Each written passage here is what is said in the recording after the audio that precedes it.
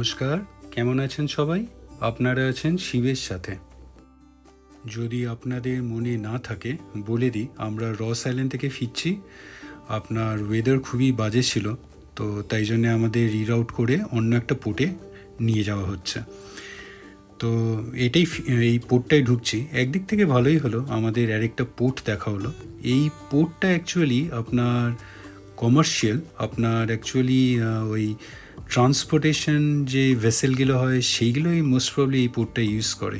আপনার ফিশারিসের অনেক বোটস দেখছি, আপনার জাহাজ দেখছি। ট্যুরিজমের জন্য এই পোর্টটা নয়, আমার পার্সোনালি তো দেখে তাই মনে হচ্ছে। যিনি আজকে আমাদের বোটের চালক তিনি বলে দিলেন এই পোর্টটায় অনেক জাহাজ দেখতে পাবো যেইগুলো আপনার সুনামির সময় ডিস্ট্রয়েড হয়েছে, মানে বিপর্যস্ত হয়েছিল, নষ্ট হয়ে গেছিলো, সেগুলো এখানেই রাখা আছে। চলুন দেখে নেব। না, আমি ভুল বলেছি যে ট্যুরিজমে ইউজ হয় না, কারণ এখানে কিন্তু ওই নীল হ্যাভলকে যে ক্রুজগুলো যায় সেগুলো দেখতে পাচ্ছি, এই সাইডে দাঁড়িয়ে আছে।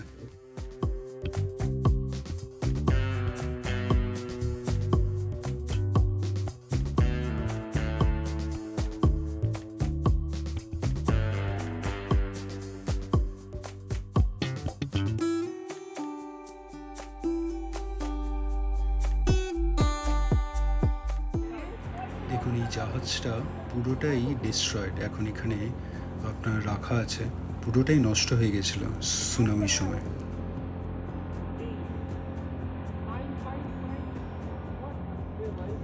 চলুন, যখন পৌঁছেই গেলাম তখন ওই বিচটাও সেরে ফেলি। আমরা এবার যাব ওয়ান্ডুর বিচে। আগেও প্ল্যান করা হয়েছিল কিন্তু মিস হয়ে গেছে। চলে এলাম ওয়ান্ডুর বিচে। এইটা ক্রোকোডাইল স্যাংচুয়ারিও। আচ্ছা, এইখানে সন্ধ্যের পরে কিন্তু বিচে অ্যালাউ করা হয় না, আপনার ফুলি রেস্ট্রিক্টেড। কারণটি স্বাভাবিক, এখানে ক্রোকোডাইলের উৎপাত অনেক। একসময় নাকি ক্রোকোডাইলের জন্যে কয়েকটা অ্যাক্সিডেন্টসও হয়েছে, সেরকমটি শুনলাম। তো আমরা রিকোয়েস্ট করাতে জাস্ট কয়েকটা ফটোগ্রাফি করার জন্য ঢুকলাম, তো অ্যালাউ করলো। তো ভেবেছিলাম সানসেটটা এখান থেকে দেখব, কিন্তু সেটা আর হয়ে উঠলো না। সূর্য তো অস্ত গেছে, তাও কিছু কয়েকটা ফটোগ্রাফি করলাম। এখন বিচটা পুরোটাই খালি হয়ে গেছে, মোটামুটি লোকজন সবাই চলে গেছে। তো শেষ মুহূর্তে কয়েকটা ফটোগ্রাফি আর কিছু ভিডিওস নিয়ে নিলাম। খুব সুন্দর লাগছিলো, যদি আর আধ ঘন্টা পাওয়া যেত দারুণ হতো।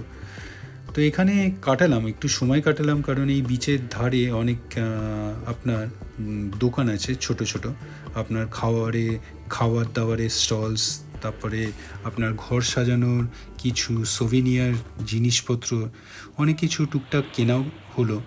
সময়টা চলেই গেল, প্রায় 1 ঘন্টা কাটালাম এই বিচে। তারপরে আমরা হোটেলে ব্যাক করলাম।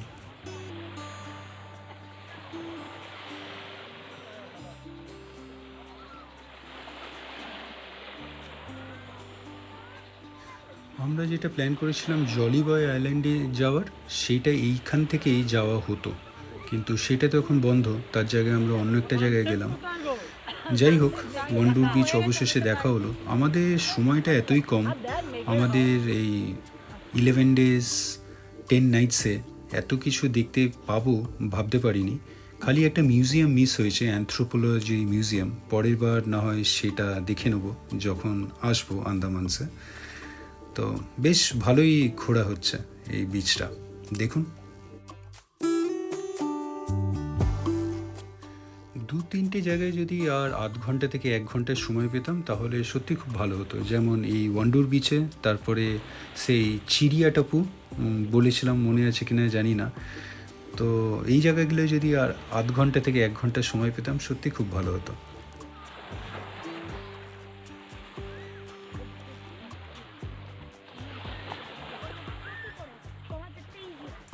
চলুন, ওয়ান্ডুর বিচ দেখা হলো, এবার হোটেলে ফিরে যাব। কাল সকাল সকাল আবার উঠতে হবে, কারণ কালকে আমাদের ফেরা কলকাতায়। আপনার সকাল সকাল উঠে পড়লাম, ফ্লাইটও ধরলাম। আচ্ছা, এয়ারপোর্টে ইয়াসের মিন্নি এইটা ওকে ক্যান্ডি কিনে দিয়েছে, খুব পছন্দ হয়েছে। আমাদেরও খুব ভাল লাগছিলো দেখতে। ভিডিওটা অবশ্যই এই সিরিজটা আন্দামান কেমন লাগলো আপনাদের অবশ্যই জানাবেন, কমেন্টস করবেন, আর ভালো থাকবেন। আর হ্যাঁ, আমি যে টুপিটা পরে আছি এইটা ওই রস আইল্যান্ড থেকে কেনা। ভাল লাগলে অবশ্যই জানাবেন।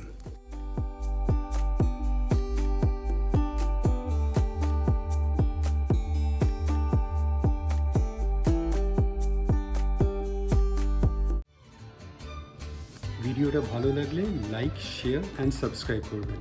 আর সাবস্ক্রাইব করার সময় ওই বেল আইকনটা প্রেস করে দেবেন, তাহলে যখনই কোনো ভিডিও এই চ্যানেলে আপলোড হবে আপনার কাছে নোটিফিকেশান চলে যাবে। ভালো থাকবেন।